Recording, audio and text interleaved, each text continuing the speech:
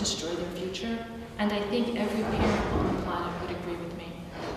Civilization is a very specific social arrangement, a material culture that requires drawdown. Like any human arrangement, it can be questioned and it can be stopped. Now, there have been accelerants to that process of drawdown. The two biggest accelerants are industrialism and capitalism.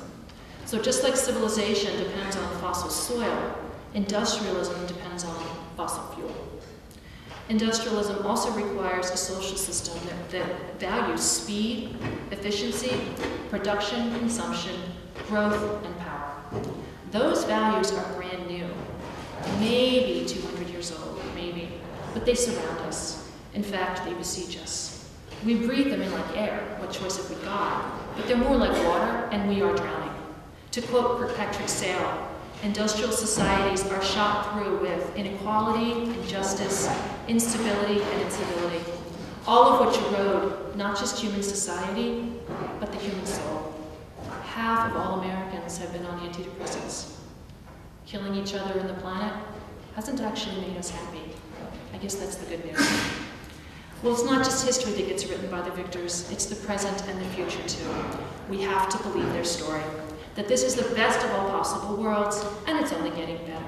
In fact, we have to embrace their story, despite the fact that it goes against our interests as social mammals. Our social interests, our economic interests, our emotional interests, our parental interests, certainly our interests as living creatures who need a home.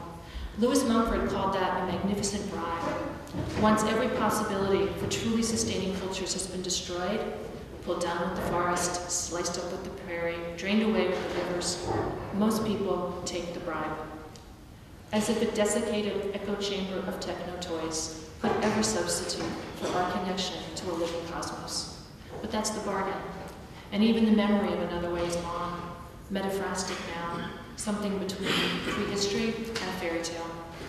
So we believe that industrial civilization provides the only life worth living. It's all been for this, everything.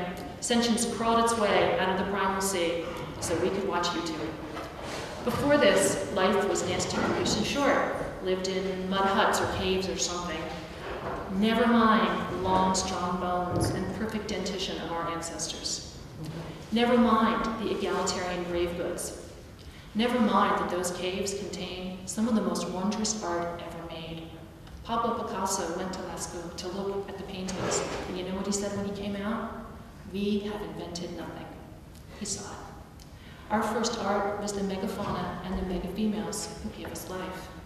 Our first art was a prayer of participation and thanksgiving.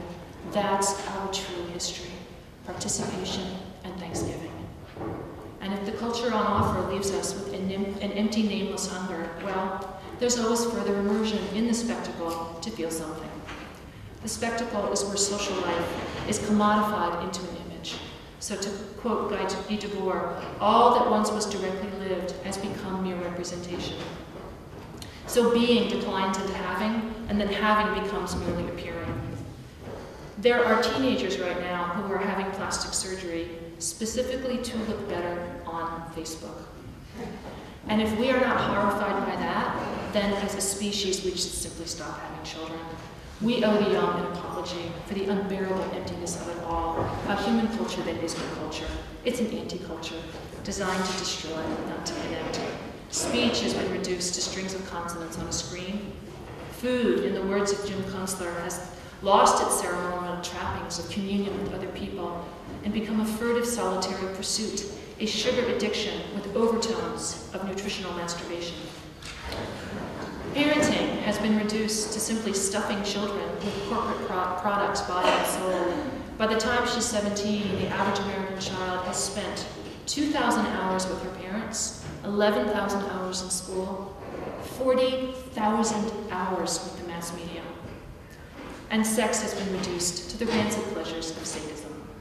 Our global masters prefer us stupid, ugly, and cruel, and they are winning. Meanwhile, the approved response of most of our public intellectuals is a smug stance of useless irony. Then there's the other emptiness, the bleeding out of life itself. Appalachia without mountains, skies without birds, oceans without mammals or crustaceans or even fish. The plankton populations are crashing. They're the bottom of the food chain and the source of most of our oxygen. The only things increasing are the carbon and the heat, the desperation and the devastation. And of course, the profits of the 1%. Which brings me to capitalism. Capitalism has been another accelerant to extraction and drawing. Capitalism takes living creatures and their homes, it declares them private property, it turns them into dead commodities, and then it accumulates those commodities into private wealth. It's a pyramid scheme of death. The Occupy movement has staked this claim on being the 99%, and I think that that's self-evident. Capitalism is the 1% taking from the 99%. But add this, 98% of the world's old-growth forests are gone. 99% of the world's prairies are gone. That means 99% of the past flowers, and 99% of the prairie dogs, and 99% of the bison. The wealth is created from their dead bodies. The point isn't to distribute that wealth, it's to stop the death. Now, what drives a capitalist economy is a ceaseless quest for investment opportunities. So they make profits, their capital grows, and then they have to invest the new capital to make more profits. The only way to have more investment opportunities is if more producing and consuming take place. In fact, if a capitalist economy doesn't grow by 3% a year, it collapses. What that means is that total consumption of goods and services has to double every 20 years. Now, the last time I looked, our planet had exactly 197 million square miles and not 1 inch more. You cannot have infinite growth on a finite planet. Capitalism is literally insane. And it's, thank you.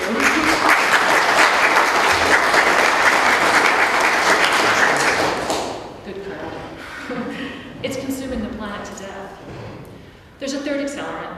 It's the ruling religion of the planet, and it's called patriarchy. Now, patriarchy produces a psychology of profound entitlement based on a masculine violation imperative. That imperative includes breaking the sexual boundaries of women and children, the cultural and political boundaries of indigenous people, the biological boundaries of rivers and forests and prairies, the genetic boundaries of other species, the physical boundaries of the atom itself. We will not save life on this planet unless we dismantle patriarchy. Now, you will be punished for saying that out loud. Gather up your courage, because we've got to do it anyway. Put all this together, the entire culture is sociopathic. The entitlement, the sadism, that bottomless hunger to conquer. Oh, you'll never reach the end of it. What we are reaching is complete biotic collapse. The very creation myth of Western civilization tells man to dominate, to conquer, to go forth and multiply. No hunter-gatherer is told by God to willfully overshoot the land's carrying capacity, and no marginally rational person would listen to such a God.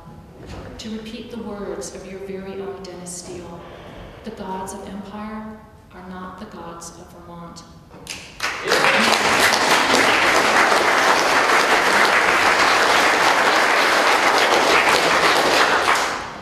I'm praying that's true, Vermont. The gods of empire have had a 10,000-year reign, and they have laid waste to the world. I'm going to quote the main character from a really popular book. Subdue the earth, and have dominion over the fish of the sea, and over the fowl of the air, and over every living thing that moveth upon the earth. Well, everything has been subdued, everything. The mountains, the oceans, the climate itself. Nothing is safe, and nothing is off limits. And most of us are just holding our breath and hoping that somehow, somewhere, some bacteria survive. And then there's Vermont. That's the little state up near Canada with those cows or something. No one's paying attention, not yet. But you are kindling a spark between Canada and those cows. It's going to serve as a signal fire to the ready and the weary both. Here, now, finally. Feed that spark with equal measures of hope and courage, and it will be a blaze of rebellion. And when rebellion turns to real resistance with discipline and determined strategy, you'll have a wildfire that could light up the world. My first hope is in your name, You named yourselves after your mountains. I'm going to quote John Muir, speaking of another mountain range. It is by far the grandest of all the special temples of nature I was ever permitted to enter, full of God's thoughts, a place of peace and safety amid the most exalted grandeur and eager enthusiastic action, a new song, a place of beginnings, abounding in first lessons on life, mountain building, eternal, invincible, unbreakable order, with sermons in stones, storms, trees, flowers, and animals, brimful with humanity. I hope you know your mountains as temples. I hope you hear sermons in stones and storms. I hope you see animals brimful with humanity. I also hope you have a plain song for the dead, and I hope it doesn't break your hearts. This is who has been taken from you. Eastern elk, caribou, catamounts, wolverines, wolves. There were trees 6 feet in diameter. That's what trees are supposed to look like.